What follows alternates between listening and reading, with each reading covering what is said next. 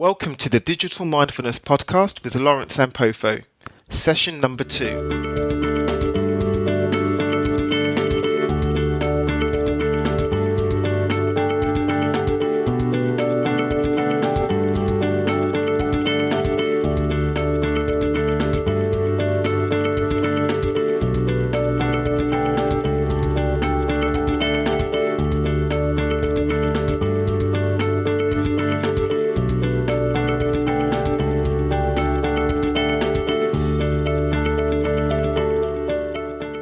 Hi everyone, thank you so much for joining me today. This is session number 2 of the Digital Mindfulness Podcast.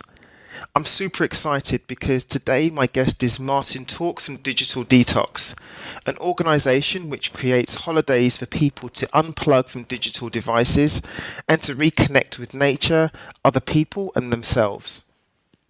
Martin initially spent a large proportion of his career persuading people to spend more time and money online as the commercial director of an online shares company and also as a senior member of international marketing agencies. But there came a point in which he realised that the digital obsession that we all suffer from was just getting out of hand for him, both at home and at work. It was time to make a balance. So he set up the organisation Digital Detoxing. He still loves technology and has even set up a wearable tech company. But at the same time, he realises that establishing clear boundaries is important, not just now with the lives that we lead with social media, but also in the future as we all become increasingly intertwined with technology. We're going to get in this interview, we're going to get into why he set up Digital Detoxing, what you can do to incorporate healthy practices into your digital life, and also how you can do a digital detox. So let's not wait any longer. Let's welcome Martin Talks from Digital Detox. Thank you so much for being with us today. So I'm really interested with this whole idea and the whole idea of the company, Digital Detox. How did it all come into being?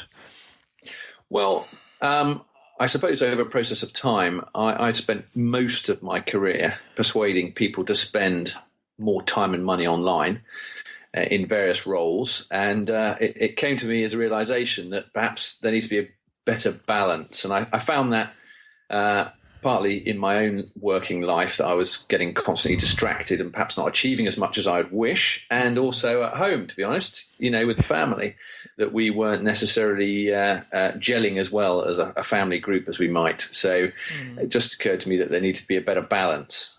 So while I was still working at a digital communications agency, I got together a few people and we went off on a digital detoxing adventure, as I like to call them. And it had a series of activities. It was over a 3-day period and it was all good fun. But actually what I found at the end of it was a more powerful experience than I was expecting, and people got a lot out of it. And it made me think that this is a bigger issue and there's a bigger need for this. When you say it was a digital detoxing adventure, what did you guys actually do when you went away?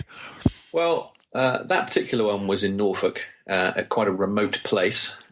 We had to walk 2 miles across fields to get to it, and in that process, took away all their technology and took away their watches as well, actually, which is quite an interesting thing, which perhaps we'd come back to. But took away those things, those distractions. And then we did a series of activities over the days, just getting people to realize that they can have a lot of fun without necessarily a screen being there.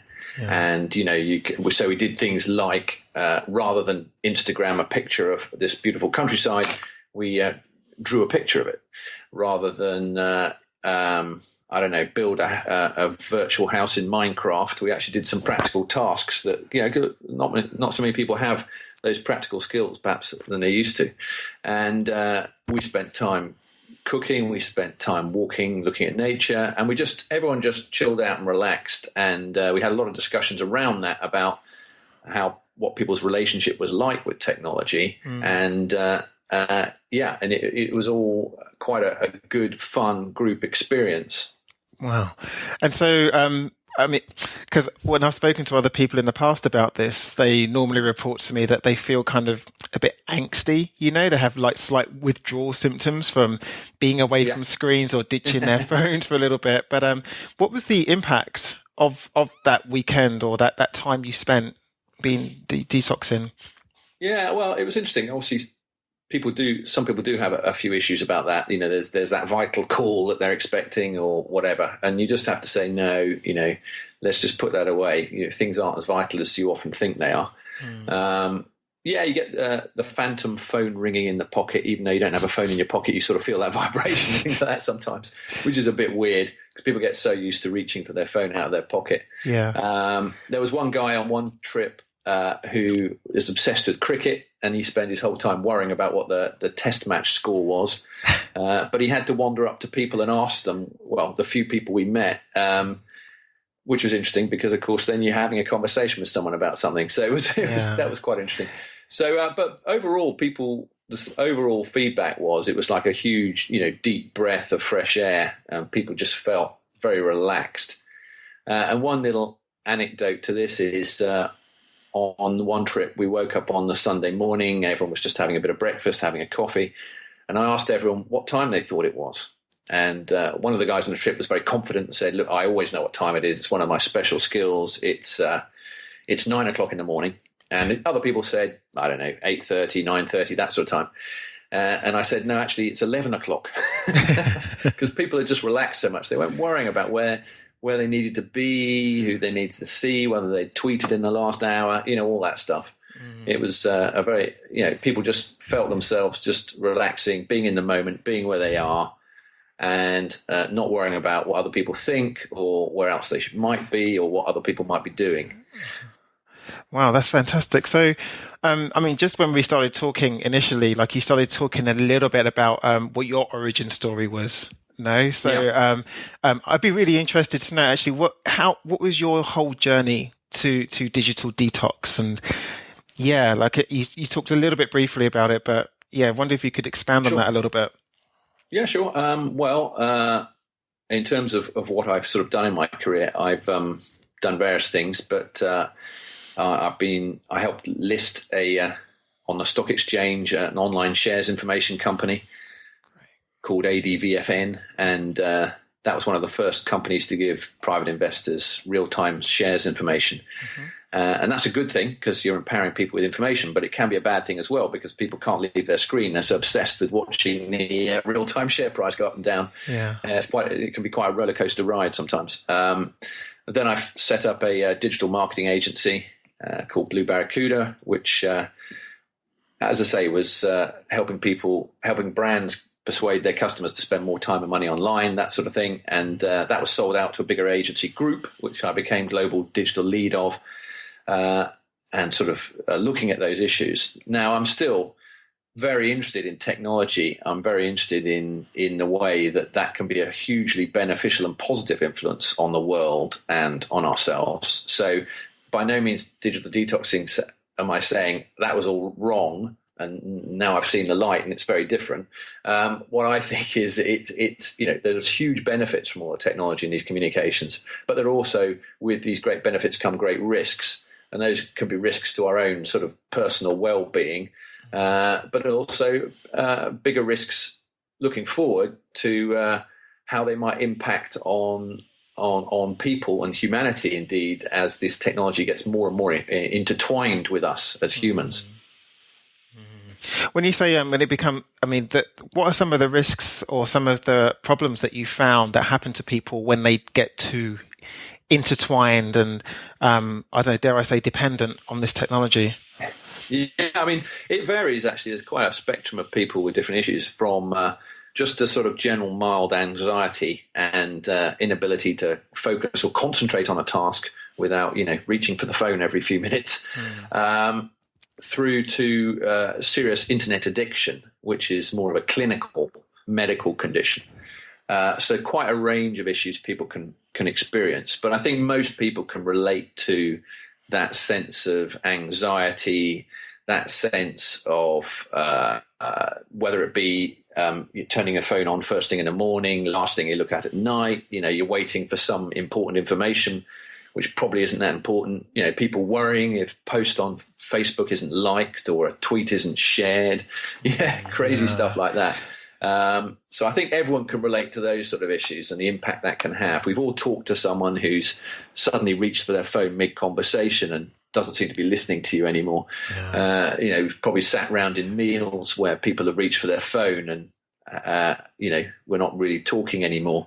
And as a family unit, you can all be in the same room, but you can be alone together because everyone's on their own little screen, their own little world. That, I think people can relate to that. But in some cases, it gets much more serious. And you occasionally see stories in the press about people who've become so obsessed that they need some more serious treatment. Yeah, and is that something that you really work with with Digital Detox? Do you work with kind of more serious cases, or is it do you work with people that actually just feel that they really need a break from being hyper connected all of the time and kind of taking them out and reconnecting with nature and themselves and other people? Yeah, generally speaking, we wouldn't purport to be able to give anyone any serious medical treatment, and there are facilities that offer that around the world. Yeah. But we're more about people who just want a bit of a change of pace, want to get away from their technology, recognise that it might be having a negative impact, and fancy having a bit of fun without a screen. We're not trying to deal with the really serious cases. There's an interesting observation here, I suppose, is different attitudes across the world to it, because what I've noticed is in the UK, we're not really addressing these issues in a serious way. But if you look at other countries, Korea, China, Japan, where perhaps the issue is more advanced, they're more wired and connected nations, they're taking a much more serious approach. Some of it's state-funded in terms of getting people to take breaks from technology and to break their obsessions with it, because it's having detrimental effects on their whole societies. And in the UK, we have this almost incessant message that we have to be constantly online. We have to give our 2-year-olds an iPad, or you're being a bad parent. And I think quite the opposite. I think of course, we need to get people interested in technology. Learning to code's a great thing. Being familiar with some of the big trends in technology, really important. But we need to see that there are boundaries. There's a lot more to life than what happens on a screen.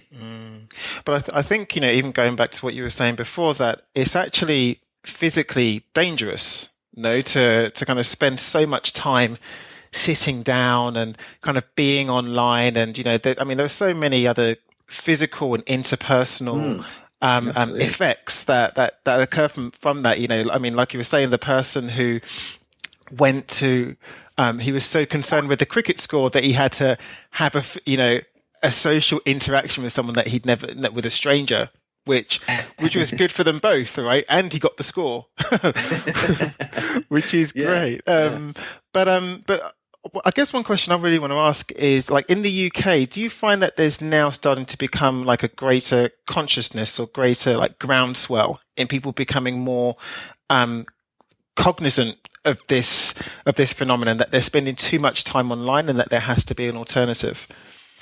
Yeah, I think there is a growing awareness of that. And I think I've seen that in terms of the sort of people who've been contacting me. So definitely there is an increasing awareness of that. And there are various movements afoot which relate to this. There's a strong movement around the area of mindfulness, for instance, is a word that we've heard a lot of quite recently. So this is all part of this idea that maybe the best way to carry on isn't necessary to be always rushing, always anxious, always not quite focusing on a world of constant partial attention. So I think there is a growing realization that there needs to be a better balance, but I think we've still got a long way to go, to be honest. And some people are beginning to get on board and lead the way in that. But I think still a lot needs to be done. Mm.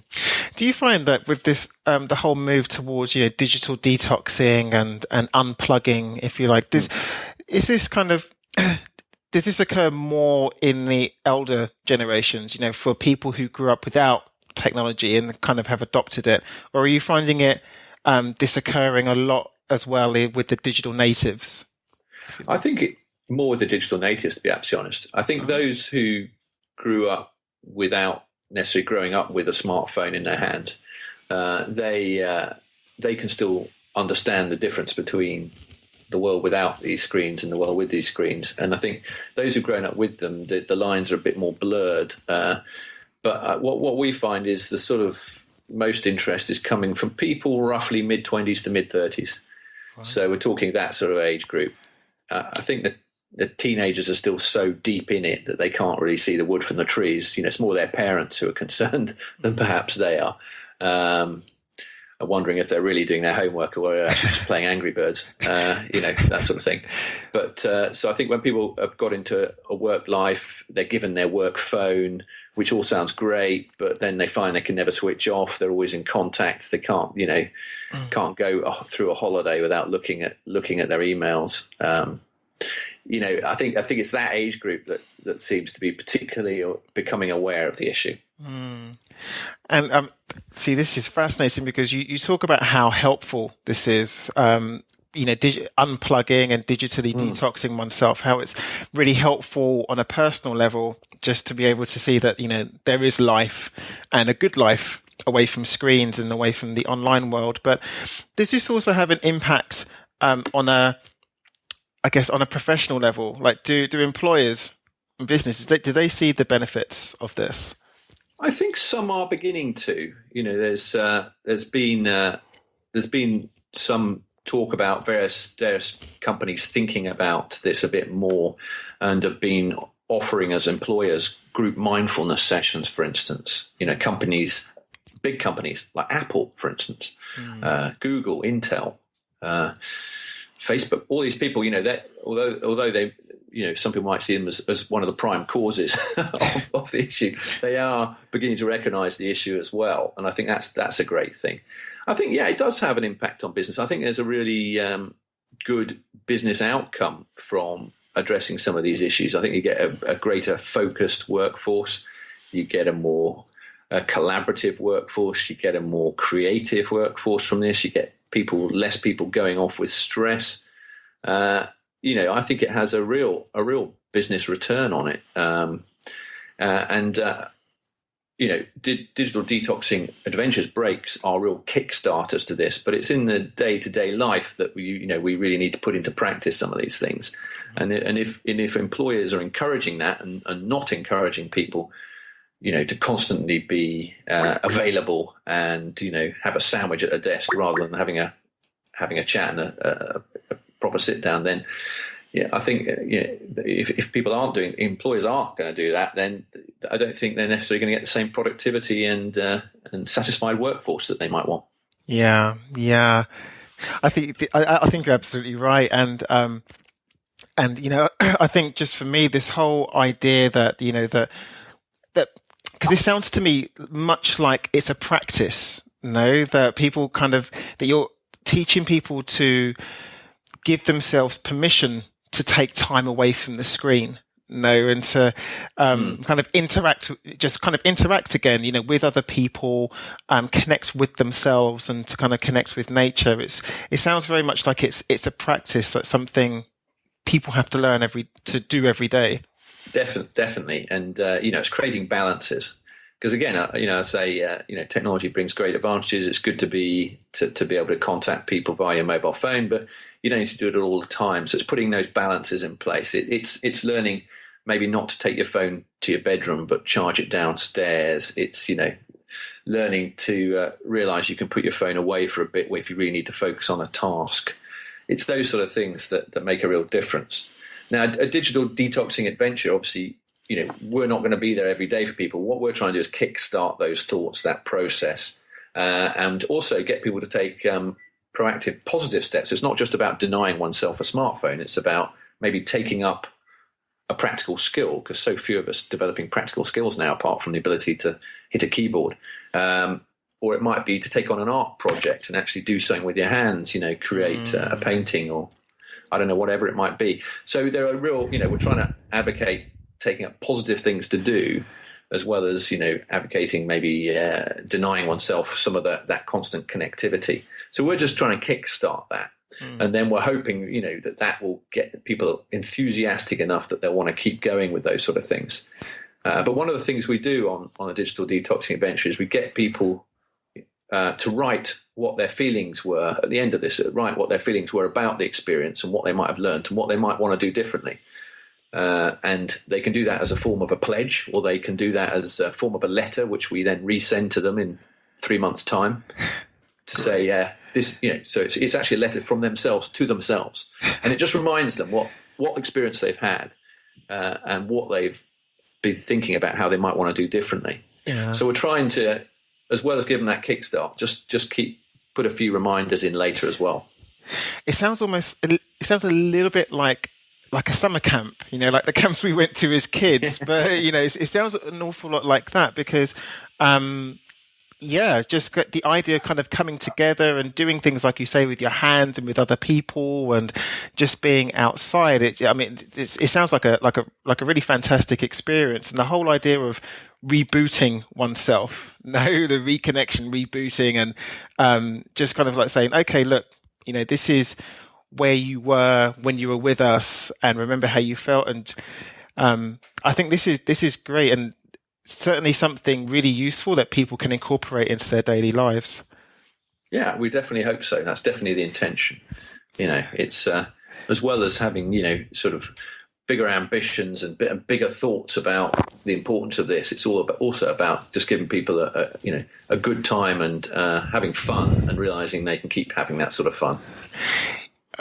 You also mentioned that you have discussions when you're there, like you have these debates about I guess technology and kind of how it's being used and how to create these healthy experiences with technology.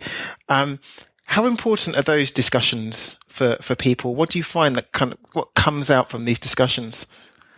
Well, it's interesting. Different things come out according to different people. I mean, there's some consistent themes about a constant sense of slight anxiety and a lack of ability to focus. Those tend to be quite constant themes, but other people might say, they're having real trouble sleeping, and sometimes that's caused by looking at these strongly backlit devices just before they try and shut their eyes. And that prevents melatonin being produced, which is the thing that allows us to sleep. So it could be that particular issue. It can be different things. It could be family. It could be family concerns that people don't feel they're communicating effectively with their family.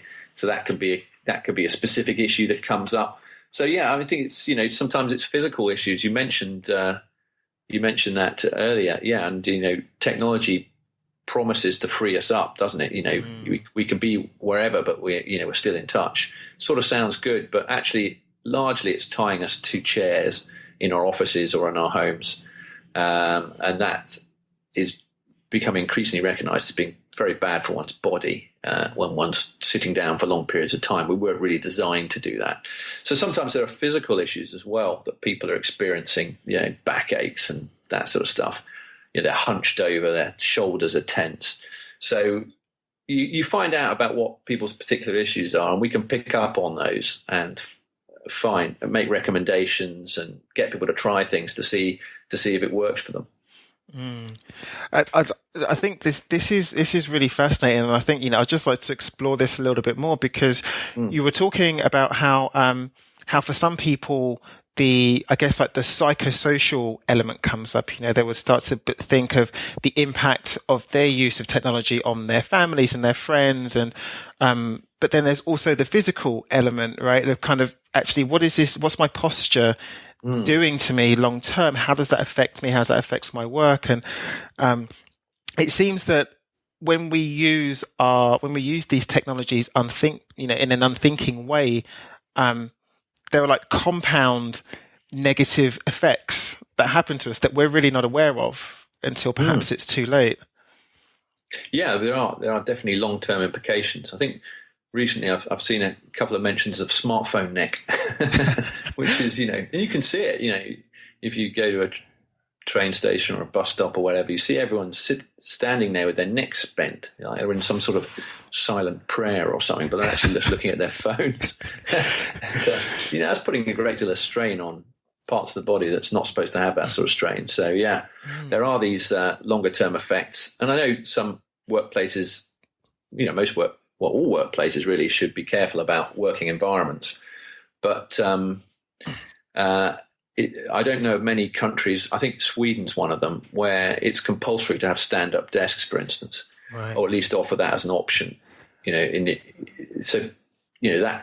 gives people at least the option to stand up and not have to work sitting down all the time, hunched over their laptop or their computer. So there are these longer-term issues that come back and will bite people. I mean, sitting is one specific one, which I think is really quite a serious one, because there's lots of evidence to show that has, diabetes, cardiovascular issues.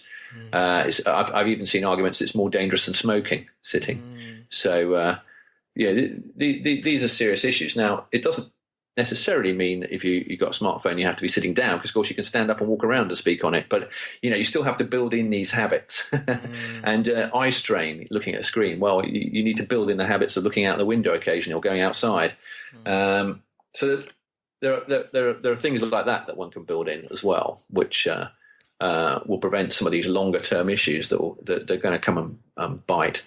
And for families and things, that's quite interesting as well, because it does seem to me that with young kids, particularly being given these devices at very young ages, that we have no idea what the implication is that for future generations. It's like some mass experiment on our kids, really, which is a bit disturbing, because, if the only sensation your kid's used to is swiping an iPad from the early age, then, they're missing out on all those other textures and sensations and learning experiences that perhaps kids used to have. And we have no idea what the implication of that is.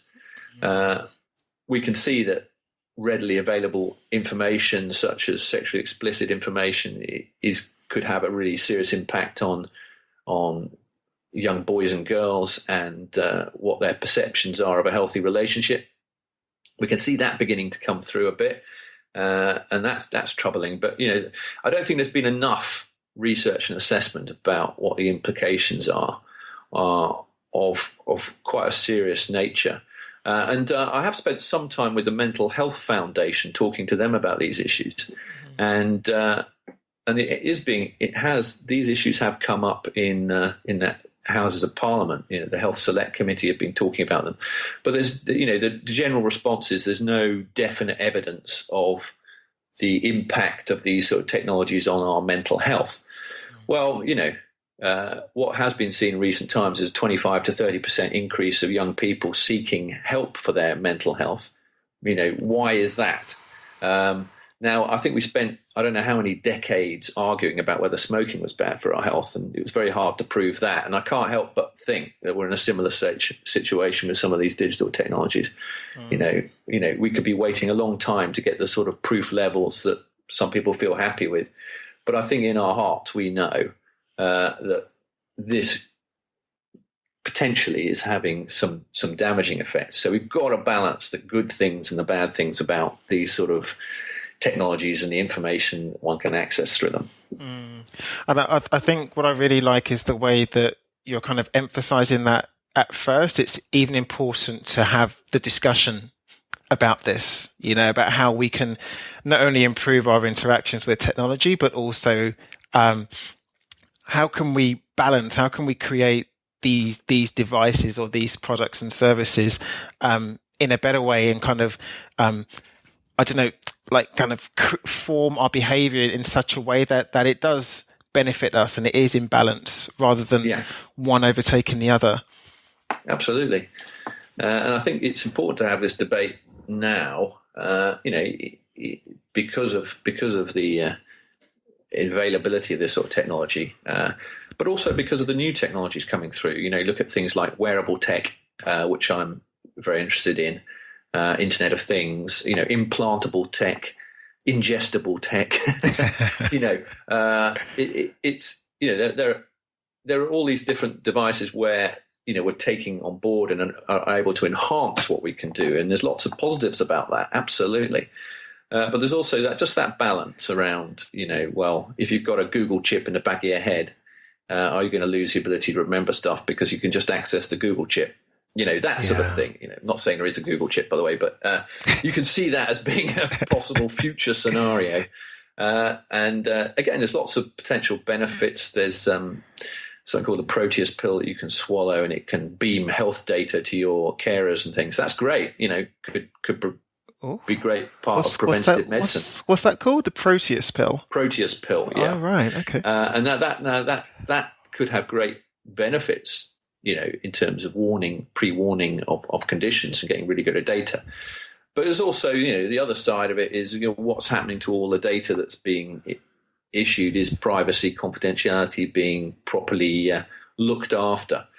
It was only the other day that Samsung said that had to admit that it's some of its smart TVs that are voice activated are actually recording all conversations taking place around them, and that's all being sent to be processed. So to a third party that then works out whether they are commands to change channel, for instance. So it's now saying don't talk about private information in front of the TV. This is getting crazy, But it's completely Orwellian, though. Yeah, it is, exactly. Indeed, it's very much 1984. They talk about the telescreens and how you have to talk in a very low whisper to prevent the state listening in on your conversations. So, yeah, totally Orwellian. Oh, my goodness. Because, if you're right, because if states or if governments did want to search that kind of data, as they have been doing with other, social data or social networking data, that's easily done, isn't it? If you kind of give them a subpoena or a warrant to search that data, and then you could find out actually what people say around their televisions, which might be more revealing about their behavior or intentions than, say, a Google search or an update to Facebook. Absolutely. So, there are always a balance of arguments about all these issues, but I think we have to be having this debate and not just thinking this sort of thing is okay without having that debate. And I think Tim Berners-Lee is got this debate going on about the web we want. Talking about a Magna Carta for the internet, for the web for the future, being the 800th anniversary of the Magna Carta, which is the origin of sort of American Constitution, etc.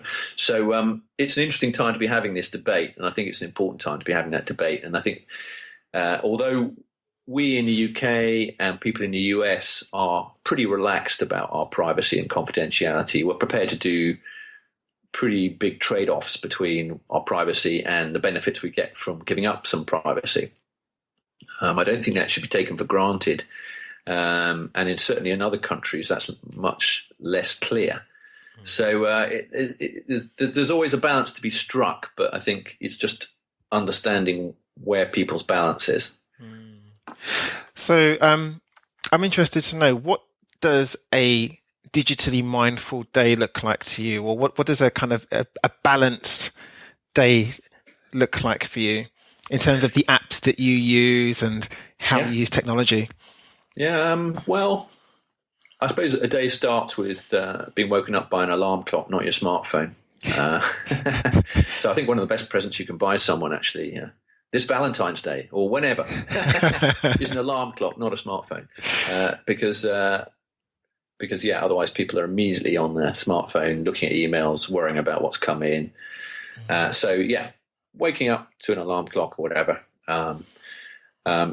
Taking time to get ready for the day and have your breakfast and have a chat without actually, again, don't have to switch on yet. So I think it starts with that sort of approach, and then during the day, taking time out from saying, well, morning is my most productive time. If you can work out the way that your day works, we all have our biorhythms when we're most productive. Some people, like myself, I tend to be most productive in the morning, so I like to try and limit the distractions I have in the morning, and I'll do more of more of things on social media, etc., in the afternoon, because I know that morning is the most productive time for my day. So I think, working out those things is good. Not just grabbing a sandwich at your desk and scoffing it while you go through your emails again. Taking time to go and talk to other people, maybe even cook together, maybe form a lunch club, do some cooking. Mm-hmm. So then making sure we make room for exercise, trying to stand up for at least 10 minutes every hour, mm-hmm. to make sure and not sitting down for too long spells. Because I'm a gym member, for instance, so I go to the gym, but I know that you spend an hour in a gym, and if you spend the rest of the day sitting down, you undo all. The long-term effects on your body are just the same. You're no better off from that hour in a gym. You need to, in terms of long-term effects, you need to do that constant movement. So try and do that. Try and talk to people rather than email the person next to me. Try and have a few stand-up meetings. And when I get home and have dinner, try and make sure that everyone doesn't use their smartphones during that meal. We sit around a table and try and eat together if we can. We don't do that every day. I can't say by any means I'm perfect, but this is something that we certainly aspire to. We even try something called phone stack. Have you heard of that? I haven't. No. What's that? Yeah, right. Everyone puts a smartphone in the middle of the table, and first person to reach for theirs has to tidy up, wash up, by the next round, wherever you are. So it's the sort of jeopardy. You see your phone buzzing. Can you resist it? It's so that these things aren't interrupted. So you're sort of gaming it a bit, I suppose. And then I might watch a bit of TV. I try not to watch too much, but I might watch a bit. Definitely, there's some good stuff on sometimes. But try and spend the last hour before I try and go to sleep without looking at any sort of screen. So it just gives my body time to get into its natural rhythm, produce the melatonin, and I rarely have any problem getting to sleep. I think I really like that because I think that for people listening to this, they can kind of incorporate either one or everything that you've just said. So even like being woken up by an alarm clock, that's something it's very possible to have that be done, and so you're not looking at your smartphone in the first thing in the morning, and you can almost start small and then work your way up to incorporating a healthy lifestyle, right? Yeah, absolutely. I totally agree with that. And it's those little steps are going to make the big difference. No one's saying throw away a smartphone and go back to a quill pen. No one's saying that. Well, some people might be, but I'm not saying.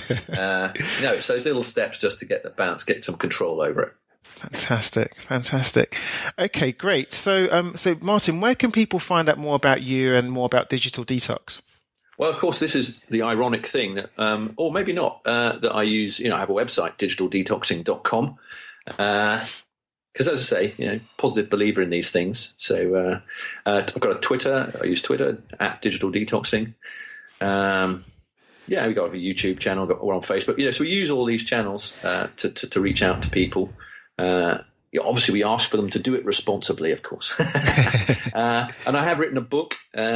You can even get it in papery format, that quaint old thing, but called The A to Z of Digital Detoxing, which is a practical family guide, but has benefit for everyone in that. So those sort of places, you can find out more. That's brilliant. Yeah, and I'm going to link to all of those, everything you've just said in the show notes as well.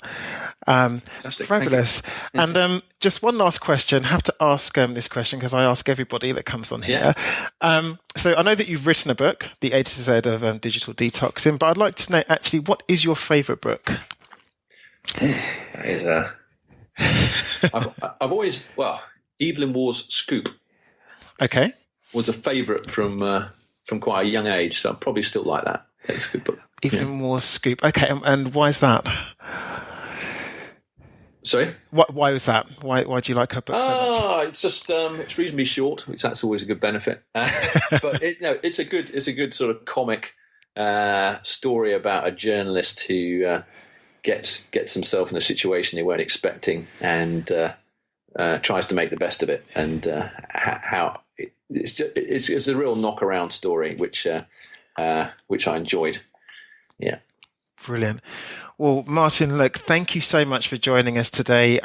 This was a really fascinating and really illuminating conversation. And yeah, just for everybody listening, the idea that that you can incorporate like kind of healthy habits and balance into your life, or go with Martin, go with digital detox to get a reboot. This is really great advice. So thank you very much for coming on with us, Martin. No problem at all, Lawrence. Thank you very much. I hope you enjoyed that interview with Martin Talks and Digital Detox.